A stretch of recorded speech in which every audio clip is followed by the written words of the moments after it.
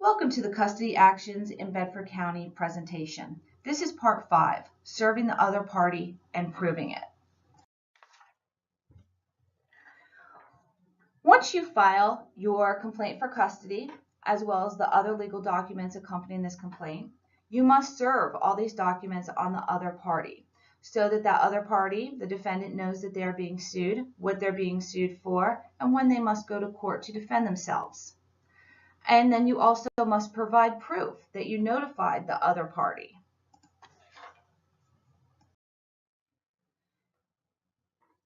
You must serve the other party with that custody complaint, the criminal history and abuse verification, as well as the scheduling order or the order of court.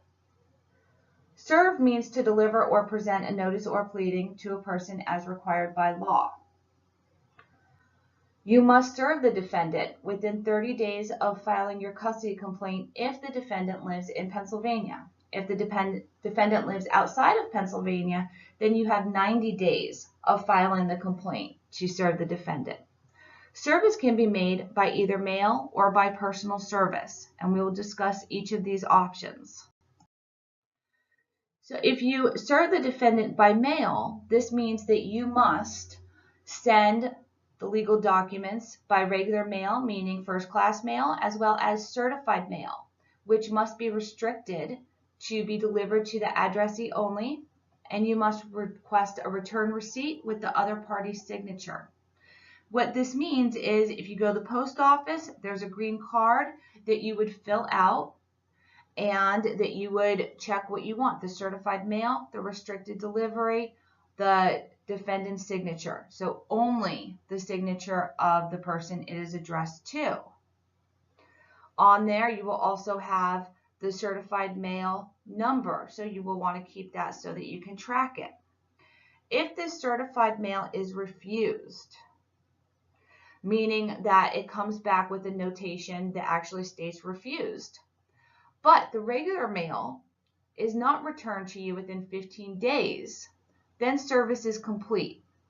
However, if this certified mail comes back to you as unclaimed, meaning that there's a notation that it was unclaimed, then you must find another way to serve the defendant. Once you have served the other party, you will file an affidavit of service by mail showing that you served the other party and the other party has notice of the custody action and the court date. We will be discussing affidavits. An affidavit is a voluntary statement written down and sworn by the person making the statement, as the person who also served the defendant. And this statement and signature may be made before a notary public.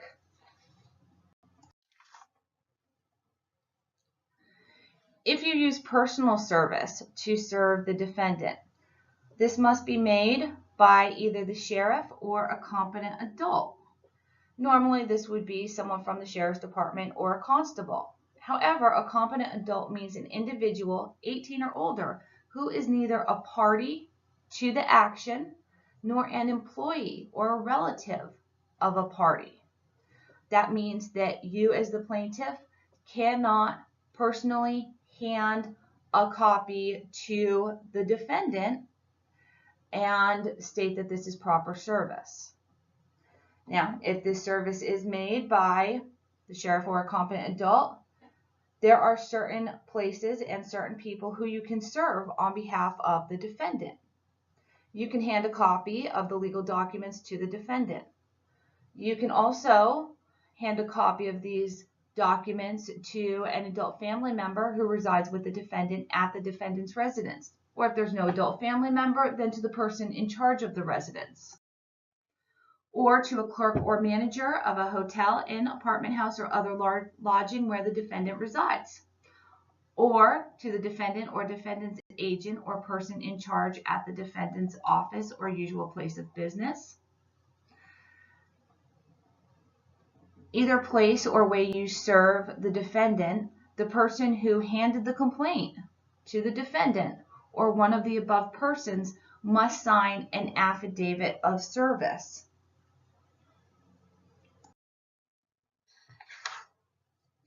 Now, by comparing both means of service, when you look at mail, this is less expensive than personal service, and you may have better proof, because if you have a green card signed by the defendant, what date he was served, that's your proof that the defendant received it.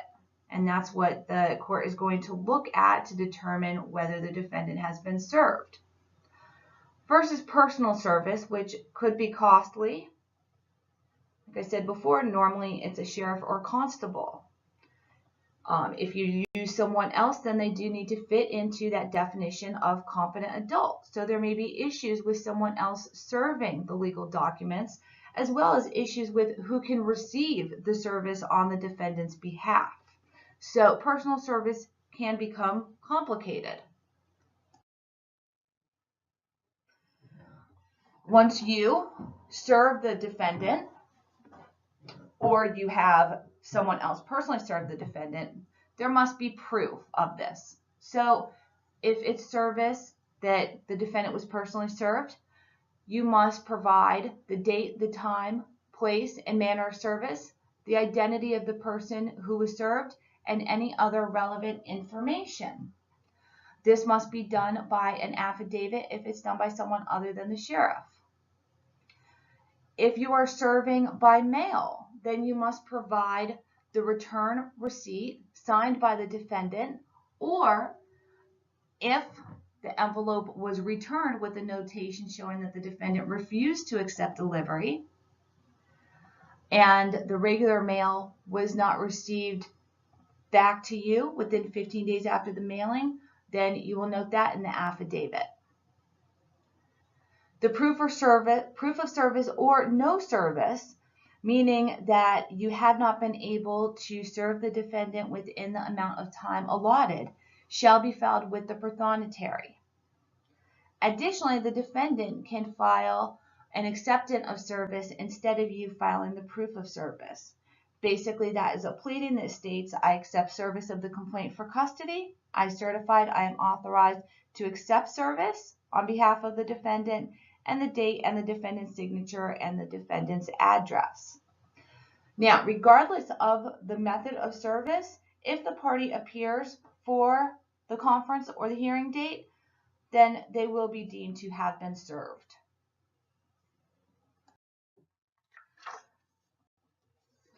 Your affidavit of service by mail can be found on the county's website, or you can go to the Pennsylvania Court's website for other forms of service. In your affidavit of service by mail, you will provide the date you mailed the documents, when you mailed them, when the defendant received the documents, the date on the green card, the return card that was returned to you, and you want to attach that green card. Then you need to date the affidavit, sign it, and file it with the prothonotary, and make sure the defendant also receives a copy of that. This is the end of part 5. In part 6, we'll go over the court process, conferences, hearings, and the best interest of the child.